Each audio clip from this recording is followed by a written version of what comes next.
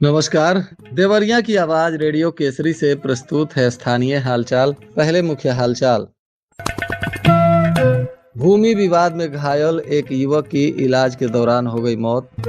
Trauma centre में अब shift हो गया इमरजेंसी सेवा। डिप्टी सीएम ने 8 युवकों को किया सम्मानित। 95 वाहनों का एमवी एक्ट में किया गया चालान। और डीएम ने बड़े बकायेदारों से वसूली तेज करने का दिया निर्देश। स्थानीय हालचाल के इस अंक के साथ मैं निकेत मिश्र। अब हालचाल विस्तार से। सुरौली थाना क्षेत्र में कुदाल के हमले से मरणासन हुए युवक की इलाज के दौरान लखनऊ जाते समय मौत हो गई। परिजन शव लेकर देवरिया लौटे। परिजनों में कोहराम मच गया। बताया जा रहा है कि युवक का 4 दिनों से गोरखपुर के एक निजी अस्पताल में इलाज चल रहा था। स्थिति गंभीर होने पर डॉक्टरों ने उसे लखनऊ के लिए रेफर कर दिया था। इसी बीच युवक को परिजन लखनऊ लेकर जा रहे थे, तभी रास्ते में मौत हो गई। इस मामले में पता चला है कि यह युवक शहर से गांव के लिए जा रहा था, तभी रास्ते में कुछ युवकों ने इसे घेर कर इसके साथ मारपीट की और कुदाल से सिर पर वार कर दिया, जिससे यह गंभीर रूप से जख्मी हो गया। भूमि विवाद को लेकर हमले की बात बताई जा रही है। हालांकि पुलिस पदाधिकारियों की तरफ से अब तक इसमें कोई बयान सामने नहीं आया है। घटना के बाद पिता के तहरीर पर पुलिस ने 4 आरोपियों के खिलाफ मुकदमा दर्ज किया है। पुलिस सभी आरोपियों को हिरासत में लेकर पूछताछ भी कर रही है। इसी बीच अब युवक के मौत से स्थिति बदल गई, केस भी बदल गया और इस मामले में परिजनों में कोहराम भी मचा हुआ है। मृत युवक सुरौली थाना क्षेत्र के पैकौली के बगही टोला निवासी प्रेम कुमार बिंद उम्र 25 वर्ष पुत्र राम कुमार बिंद बताया जा रहा है कि आरोपी अगेया गांव के रहने वाले हैं और पुलिस अब इन पर आगे की हत्या कांड का प्राथमिकी दर्ज करते हुए कार्रवाई में जुट गई है। महर्षि देवराहा बाबा मेडिकल कॉलेज में ट्रॉमा सेंटर का निर्माण कार्य पूरा हो गया है। बिजली विभाग की एनओसी मिलने के बाद अग्निशमन विभाग की एनओसी के उपरांत अब यहां ग्राउंड फ्लोर पर इमरजेंसी को शिफ्ट कर दिया गया। नए अत्याधुनिक 15 बेड लगाए गए हैं। इमरजेंसी के शिफ्ट होने के बाद बेड की संख्या 30 हो जाएगी। फ्यूमिकेशन का कार्य होने के बाद से मंगलवार से इमरजेंसी को यहां चालू किया गया। इसके शुरू होने से सुविधाएं बढ़ गई हैं। इनमें 3 जोन बनाए गए हैं, जिनमें गंभीरता के आधार पर मरीजों को रखा जाएगा और इससे मरीजों को सहूलियत होगी और इलाज करने में भी आसानी होगी। मेडिकल कॉलेज के ट्रॉमा सेंटर बनने से गंभीर मरीजों के इलाज में भी परेशानी हो रही थी, जो अब नहीं होगी।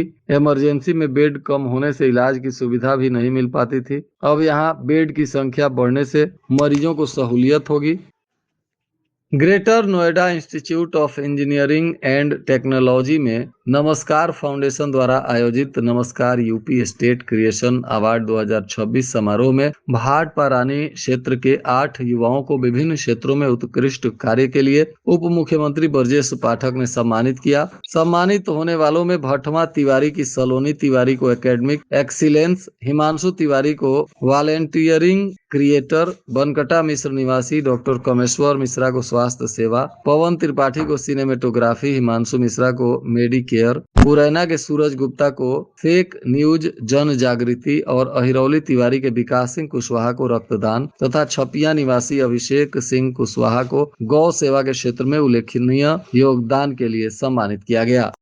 कार्यक्रम संयोजक उत्कर्ष नमोवत्स मिश्रा ने बताया कि प्रदेश के सभी 75 जिलों से चयनित 400 क्रिएटर्स को 33 विभिन्न विधाओं के लिए सम्मानित किया गया है। डॉक्टर कमेश्वर मिश्रा अब तक 20,000 से अधिक लोगों को निःशुल्क चिकित्सकीय परामर्श दे चुके हैं। सलोनी तिवारी का शोध पत्र इसरो द्वारा स्वीकार किया जा चुका है। पवन त्रिपाठी ने अंतर्राष्ट्रीय स्तर की अनेक प्रतियोगिताओं में सिनेमेटोग्राफर के रूप में प्रतिभाग किया है। हिमांशु ने सामाजिक कार्यकर्ता के रूप में 3 से अधिक गांवों में पुस्तकालय संचालन में योगदान दिया है। सूरज गुप्ता ने 80,000 से अधिक लोगों को फेक न्यूज के प्रति जागरूक किया। विकास सिंह कुशवाहा ने 100 यूनिट से अधिक रक्तदान कराया है। हिमांशु तिवारी ने सोशल मीडिया के माध्यम से सरकारी योजनाओं के प्रचार प्रसार का अभियान शुरू किया है। दुर्घटनाओं की रोकथाम के लिए यातायात पुलिस ने अभियान चलाकर नियमों का पालन नहीं करने वाले 95 वाहनों का एमवी एक्ट में चालान किया। साथ ही आधा दर्जन वाहनों को सीज भी किया गया। यातायात प्रभारी गुलाब सिंह के नेतृत्व में पुलिस ने अभियान चलाकर बस स्टैंड, कचहरी चौराहा और कसिया ओवरब्रिज पर सड़क पर गाड़ी खड़ा कर सवारी भरने वाले बस, ऑटो और ई रिक्शा वाहनों एवं भटवलिया चौराहे पर बिना हेलमेट एवं 3 सवारी बाइक से चलने वालों पर कार्रवाई की गई। बिना ड्राइविंग लाइसेंस और बिना फिटनेस के भी वाहन चलाने वाले लोगों पर कार्रवाई हुई। साथ ही ऑटो और ई रिक्शा वाहनों के विरुद्ध भी एमवी एक्ट में कार्रवाई की गई।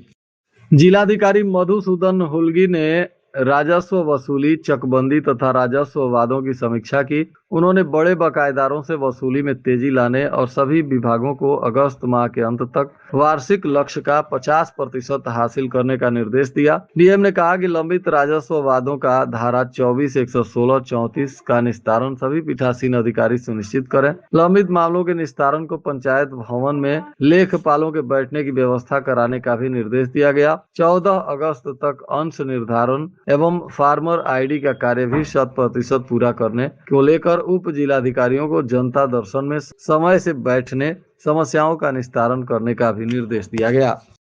जिलाधिकारी ने सभी तहसीलों में रोवर सिस्टम के माध्यम से धारा 24 के प्रकरणों का समयबद्ध, प्रत्येक तहसील में अगस्त में धारा 24-25 के प्रारंभिक प्रकरण तथा उप जिलाधिकारी के आदेश के उपरांत 25 अनुपालन प्रकरणों, कृषक दुर्घटना बीमा योजना से संबंधित प्रकरणों का त्वरित निस्तारण करने का निर्देश दिया। बैठक में मुख्य राजस्व अधिकारी बीके सिंह, एडीएम प्रशासन प्रेम नारायण सिंह, एडीएम वित्त एवं राजस्व रामाशंकर, उप जिलाधिकारीगण और तहसीलदार तथा उप संचालक चकबंदी आदि लोग मौजूद रहे। जिलाधिकारी की अध्यक्षता में कलेक्टेरिएट के सभागार में पोषण समिति एवं आईजीआरएस की समीक्षा की गई। इसमें पोषण से संबंधित कार्यक्रमों की प्रगति, कुपोषित बच्चों एवं एनीमिया से प्रभावित महिलाओं की स्थिति, विभागीय समन्वय तथा आईजीआरएस प्रकरणों के निस्तारण की समीक्षा कर डीएम ने कहा कि चिन्हित गंभीर कुपोषित एवं मध्यम कुपोषित बच्चों की नियमित निगरानी करें। उनके स्वास्थ्य परीक्षण, पोषण उपचार एवं फॉलो अप में किसी भी प्रकार की शिथिलता न बरतें। आंगनबाड़ी केंद्रों पर बच्चों तथा गर्भवती धात्री महिलाओं को दी जाने वाली सेवाओं की गुणवत्ता भी सुनिश्चित करें। स्वास्थ्य विभाग को गर्भवती महिलाओं की प्रसव पूर्व जांच, बच्चों के नियमित टीकाकरण, आयरन एवं फोलिक एसिड की उपलब्धता तथा एनीमिया नियंत्रण कार्यक्रम को भी प्राथमिकता के आधार पर संचालित करने का निर्देश दिया गया। 3 महीने में जिले की 482 आशाओं ने एक भी प्रसव नहीं कराया है। इस साल अप्रैल से जून महीने तक उक्त आशाओं का प्रसव संख्या 0 रहा। इसका खुलासा जिलाधिकारी की स्वास्थ्य विभाग की समीक्षा में हुई। डीएम के निर्देश पर 0 प्रसव कराने वाली आशाओं को रिफ्रेशर ट्रेनिंग दी जाएगी। डीएम के निर्देश पर पीएचसी पर आशाओं को ट्रेनिंग देने की शुरुआत होगी। राष्ट्रीय स्वास्थ्य मिशन के जननी सुरक्षा योजना के तहत संस्थागत प्रसव बढ़ाकर मातृ शिशु मृत्यु दर में कमी लाने को नगरीय क्षेत्र से लेकर ग्रामीण क्षेत्रों तक आशा संगिनी और आशा की तैनाती की गई है।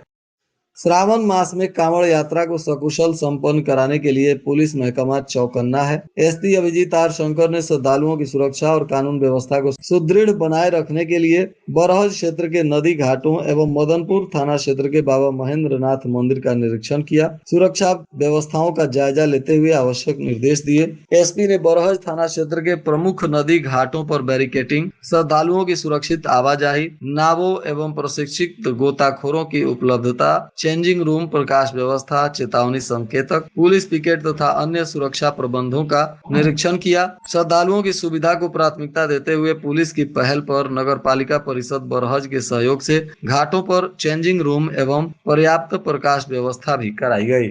1 सप्ताह तक शांत रहने के बाद सरयू और राप्ती फिर से उफनाने लगी है। सरयू के जलस्तर में 24 घंटे में करीब 15 सेंटीमीटर की वृद्धि हो गई। राप्ती का जलस्तर भी बढ़ रहा है। पानी बढ़ने के साथ ही नदियां किनारों पर तेज कटान कर रही हैं। कपरवार में संगम तट पर तटबंध के निकट कटान से बांध की सुरक्षा में लगे जियो बैग नदी में समाने लगे। तटबंध में बने रैन कट और रैट होल भी खतरे का संकेत दे रहे हैं। हालांकि अभी तक बचाव कार्य शुरू नहीं हो सका है। जलस्तर थाना घाट तक बने मापक पर भी पहुंचा। बताया जा रहा है कि यहाँ 15 सेंटीमीटर की वृद्धि के साथ नदी का जलस्तर 65.65 मीटर दर्ज किया गया है, जो खतरे के निशान से 85 सेंटीमीटर कम है। पानी बढ़ने के साथ ही नदी दोनों किनारों पर कटान कर रही है। परसिया देवार में कटान की तीव्रता बढ़ गई है। नदी कृषि योग्य भूमि पर भीषण कटान कर किसानों को चिंतित कर रही है।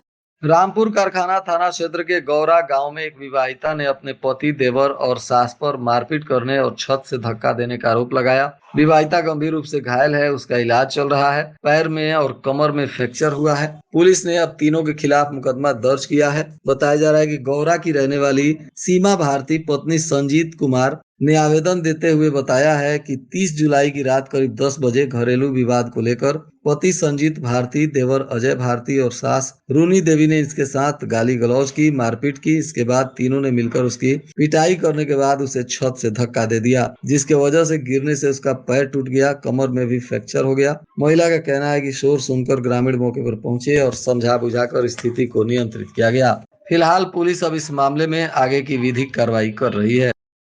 और आज के मौसम का तापमान देवरिया में न्यूनतम 25 डिग्री सेल्सियस और अधिकतम 35 डिग्री सेल्सियस रहने की संभावना है। अंत में मुख्य हालचाल एक बार फिर। भूमि विवाद में घायल एक युवक की इलाज के दौरान हो गई मौत। ट्रॉमा सेंटर में अब शिफ्ट हो गया इमरजेंसी सेवा। डिप्टी सीएम ने 8 युवकों को किया सम्मानित।